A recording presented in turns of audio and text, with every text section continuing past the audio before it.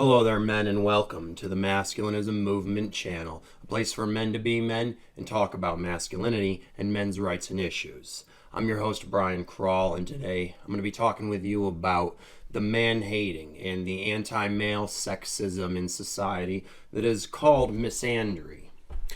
See, whereas women used to be the ones who suffered from sexism and limitations being placed on their sexual rights and freedoms, as well as other rights and freedoms, women now have all the freedom they could possibly want or need.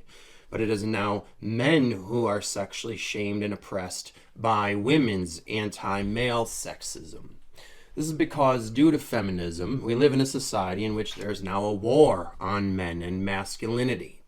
Women have convinced the world that masculinity is inherently toxic, and that men are not only inherently bad, but predatory, and should all be treated like rapists because we live in a, quote, rape culture.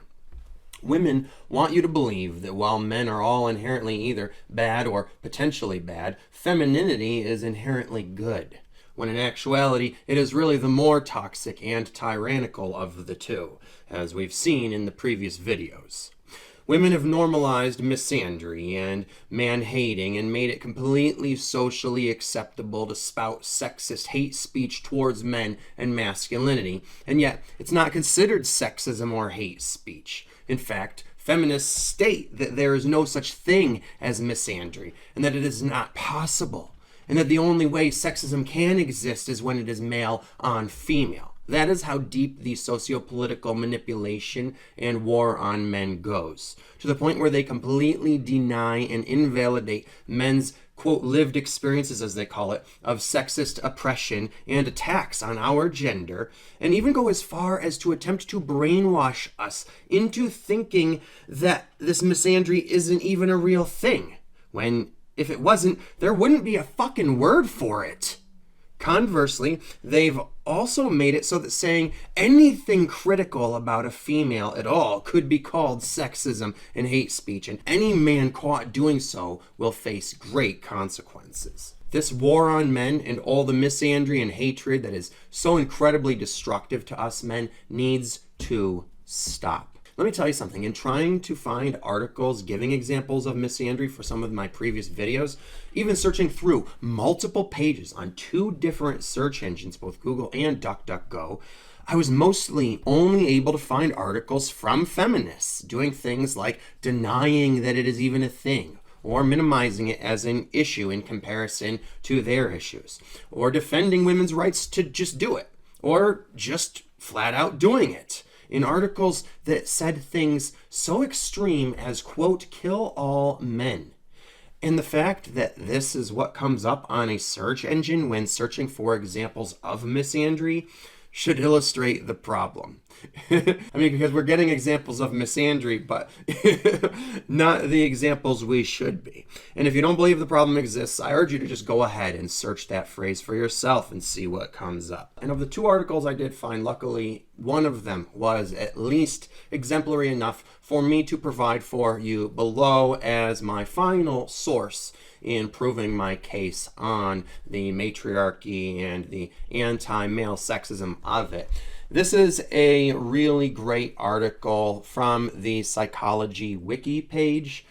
So it is addressing misandry from a psychological standpoint, and it goes over causes of it, degrees of it, examples of it in mythology, examples of it in feminist literature, examples in popular culture, with other references and a bibliography. So that is a great resource for you to look at to educate yourself more on the misandry of the matriarchy that we live in. So make sure that you have checked that out in the link below.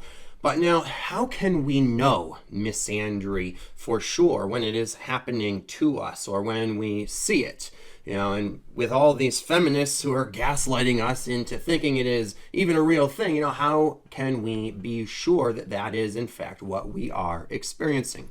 Well, a really easy way to be able to detect misandry is to simply consider if the genders were reversed in this situation. Would it be called misogyny? Because if the answer is yes, but the genders in the current situation are a woman doing it to a man, then guess what?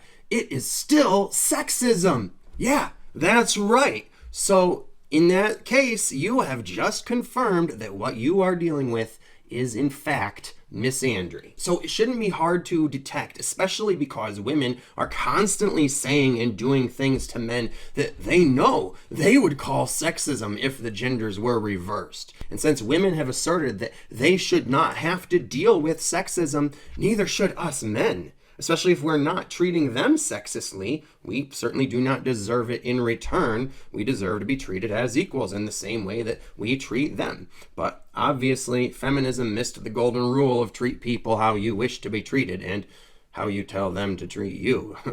So, no, we do not have to put up with that kind of sexist hypocrisy and double standards.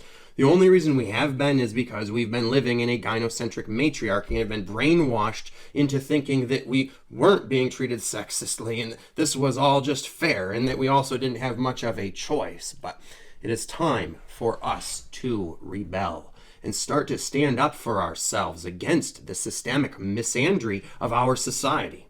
So that concludes my series on proving the case that we live in a matriarchy that is anti-male. And otherwise, since I've now definitively made the case that we live in a matriarchy which discriminates against men, this series is now coming to an end, and I'm going to go back to my regular format starting with the next video. So I'll no longer be compiling and going over different sources with different facts and figures and such to prove the matriarchy and its misandry, but instead I'm going to be going back to just using my own words, speaking from the scripts that I have written, and for the most part not relying on other sources anymore.